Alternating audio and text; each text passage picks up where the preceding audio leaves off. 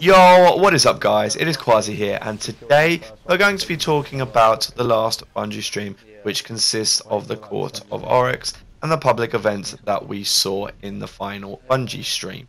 If you would like to see my opinions of the previous two Bungie streams, then I will leave them in the description below for you guys to be able to click on them and have a look and tell me what you think.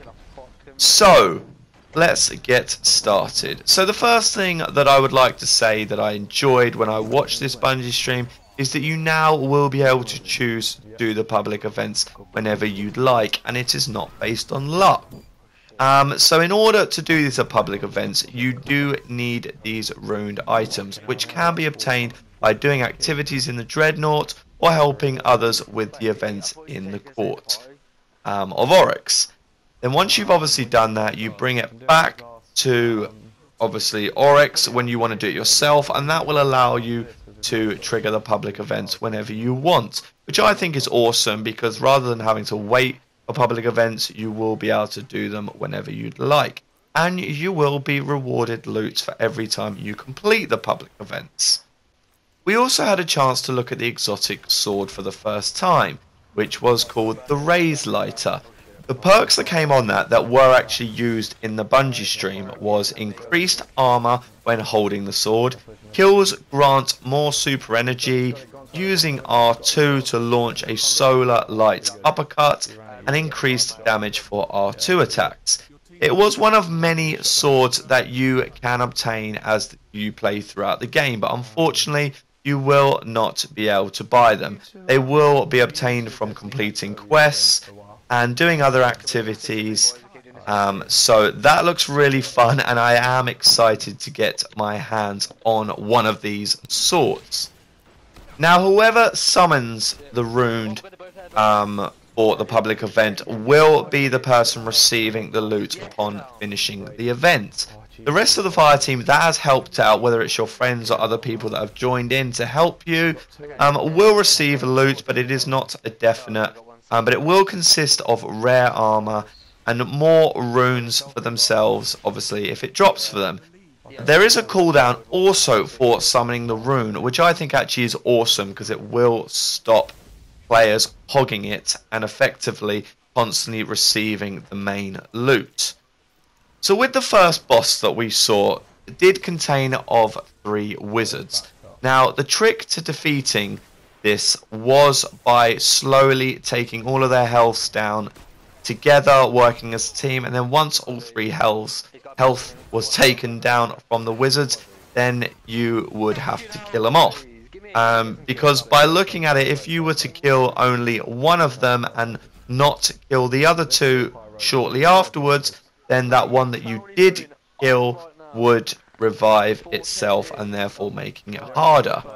They also showed us something called a stolen rune.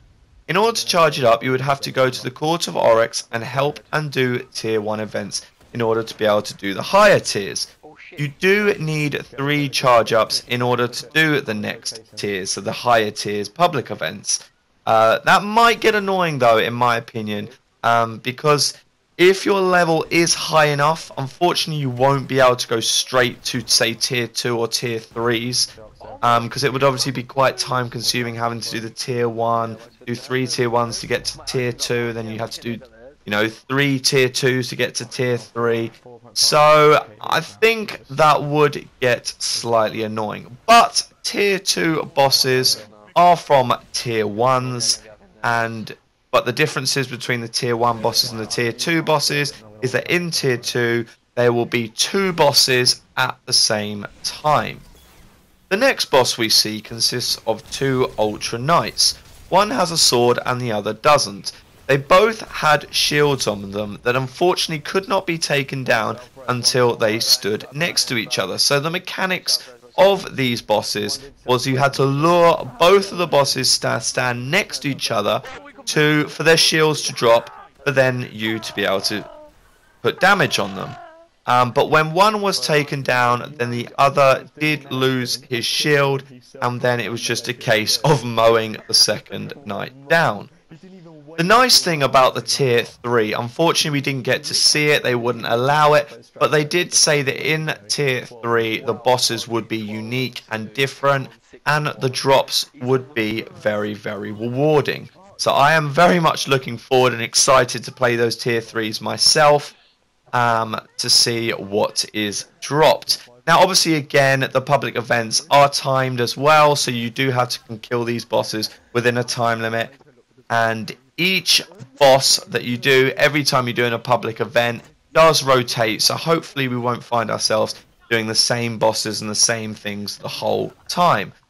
We are in fact coming to the end of the video. If you would like to watch the other Bungie streams, like I said at the start, I will leave links in the description below. But I do hope you enjoyed this video, and if you did, do not forget to subscribe for more. Leave it a like, leave a comment and share it if you can. Follow me on Twitch and Twitter, the links will be in the description below. Thank you so much for watching, guys, and as always, this has been Qwarzi. Have a wonderful day and see you in the next video.